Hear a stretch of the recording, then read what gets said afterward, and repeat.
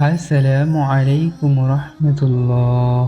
সুপ্রিয় দর্শক, ইসলামকে জানতে পড়ুন এবং শুনুন।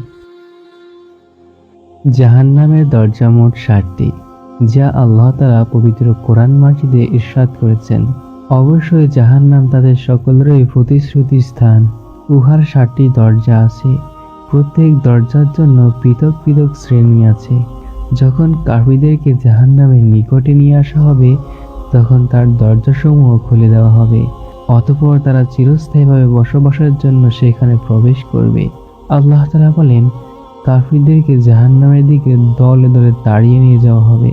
যখন তা জাহান্নামের নিকটে অবস্থিত হবে, তখন ইহার প্রবেশ দ্বারগুলি খুলে দেওয়া হবে এবং জাহান্নামের রক্ষীরা তাদেরকে বলবে, তোমাদের নিকটে কি কোনো তোমাদের মধ্য হতে রাসূল আসেনি, যারা তোমাদের নিকট তোমাদের প্রতিপালকের আয়াত তেলাওয়াত করত এবং এই দিনের সাক্ষাৎ সম্বন্ধে তোমাদেরকে সতর্ক করত? তখন তারা বলবে, অবশ্যই এসেছিল। বস্তুত কাফিরদের প্রতি শাস্তির কথা আজ বাস্তবিকই হয়েছে। অতঃপর আল্লাহ তাআলা কাফিরদেরকে লক্ষ্য করে বলবেন, জাহান্নামের দ্বারসমূহ প্রবেশ করো স্থায়ীভাবে বসবাসের জন্য।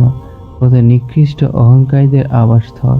জাহান্নামীদেরকে জাহান্নামে নিক্ষেপ করার পর তাদের দরজাসমূহ এমনভাবে বন্ধ করে দেওয়া হবে, যা হতে বের হওয়ার কোনো অবকাশই থাকবে না।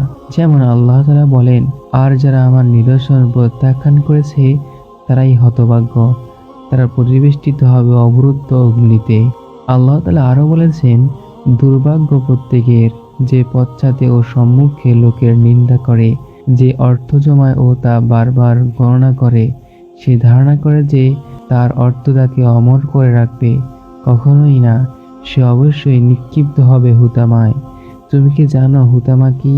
ইহা আল্লাহর প্রজ্বলিত হুতাশন, যা হৃদয়কে গ্রাস করবে।